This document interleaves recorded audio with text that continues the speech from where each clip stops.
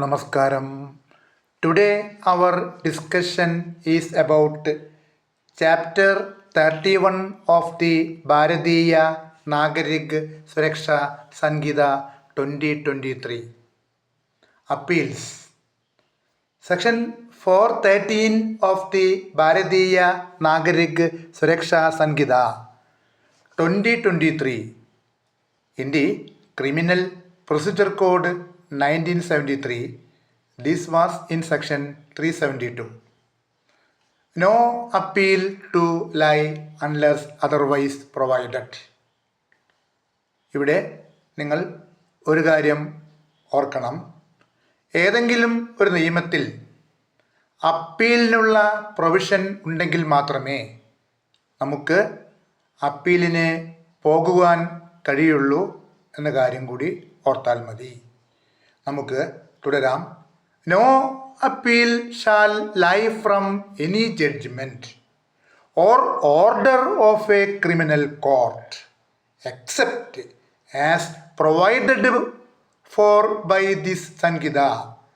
This Sanghita എന്ന് പറഞ്ഞു കഴിഞ്ഞാൽ ഭാരതീയ നാഗരിക് സുരക്ഷ സംഹിത 2023 or by any other law for the time being in force. Proviso is there.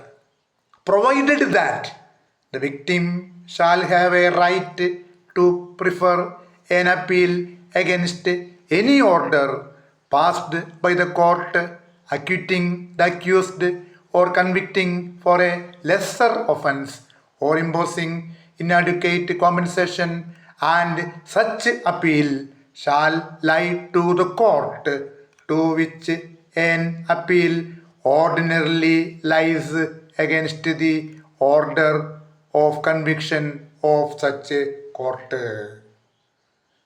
ഇത് നിങ്ങൾക്ക് മലയാളത്തിൽ ഒന്ന് പറഞ്ഞു തരാം. അപ്പോൾ നമ്മൾ ആദ്യം മുതൽ നോക്കുക. No appeal to lie unless otherwise provided എന്നാണ് പറയുന്നത്. മറ്റു വിധത്തിൽ വ്യവസ്ഥ ചെയ്തിട്ടില്ലാത്ത പക്ഷം അപ്പീൽ ഇല്ല എന്നാണ് പറയുന്നത്. ഈ നിയമസംഹിതയിലോ തത്സമയം പ്രാബല്യത്തിലിരിക്കുന്ന മറ്റേതെങ്കിലും നിയമത്തിലോ വ്യവസ്ഥ ചെയ്തിട്ടുള്ള പ്രകാരമൊഴികെ ഒരു ക്രിമിനൽ കോർട്ടിൻ്റെ ഏതെങ്കിലും ജഡ്ജ്മെൻറ്റിൽ നിന്നോ ഓർഡറിൽ നിന്നോ യാതൊരു അപ്പീലും ഉണ്ടായിരിക്കുന്നതല്ല എന്നാണ് ഇപ്പോൾ നമ്മൾ വായിച്ചതിൻ്റെ അർത്ഥം. ഇനി പ്രൊവൈഡഡ്, അവിടെയും എന്തുണ്ട്? പ്രൊവൈസോ ഉണ്ട്.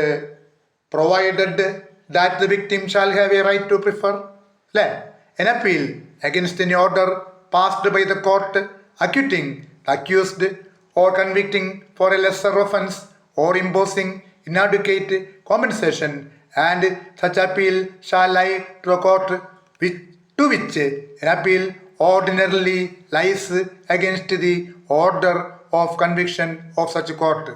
ഇത് വളരെ ഇമ്പോർട്ടൻ്റ് ആണ്. അതുകൊണ്ടാണ് ഒന്നുകൂടി വായിച്ചത്. അതിൻ്റെ മലയാളം ഒന്ന് നോക്കാം. എന്നാൽ വിക്ടിമിനെ പ്രതിയെ അക്വിറ്റ് ചെയ്തുകൊണ്ടോ കമ്പാരറ്റീവ്ലി കുറഞ്ഞ ഒരു ഒഫൻസിനെ കൺവിക്റ്റ് ചെയ്തുകൊണ്ടോ അപര്യാപ്തമായ നഷ്ടപരിഹാരം ചുമത്തിക്കൊണ്ടോ കോർട്ട് പാസാക്കുന്ന ഏതെങ്കിലും ഓർഡറിന് എതിരായി ഒരു അപ്പീൽ ബോധിപ്പിക്കുവാൻ അവകാശം ഉണ്ടായിരിക്കുന്നതും